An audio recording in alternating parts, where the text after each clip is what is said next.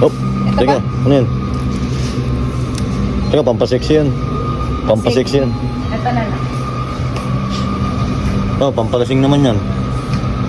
Hindi ka nang bumili, tarawin tayo. May nag-chat sa akin, may magpapatato. Hindi pwede. May magpapatato na, tara. At uulan na. Ganda yung pamagato na lang. Kagayan mo. Jerome Musni! Let's go! Mga tropang malupait. For today's video, may biglaan akong tatatuan. Buti nakauwi agad kami. Galing kasi kami ni Mrs. sa bayan. Sila tropa ay nabasa ng ulan. Sila kasi ay nakamotor. Naulan daw dun sa kanila sa may barangay Dominador. Si tropa ay hindi naman naka-schedule at bigla na lang nag-chat. Ala, buti na lang wala akong gagawin at walang ibang kausap. Bali first time ni tropa magpatato at matagal niya nang gustong magpalapat sa akin.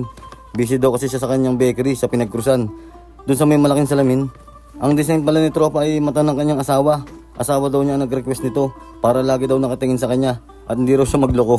Para din daw bawat kilos niya lagi nakasubaybay. Ano yun? Matang hindi ko umukurap sa labas at sa loob ng bahay. Ika nga ni Nardo. Postino, bakit mangga ka ng mangga? Eh tagmais na. Sa ulaga mo rin naman.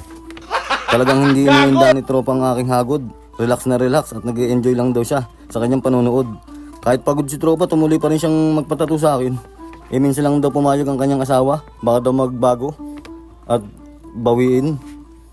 Tinatanong din pala ni tropa kung hindi masama magpatato ng pangalan at mukha ng asawa. Sabi ko hindi naman masama magpatato ng ganyan.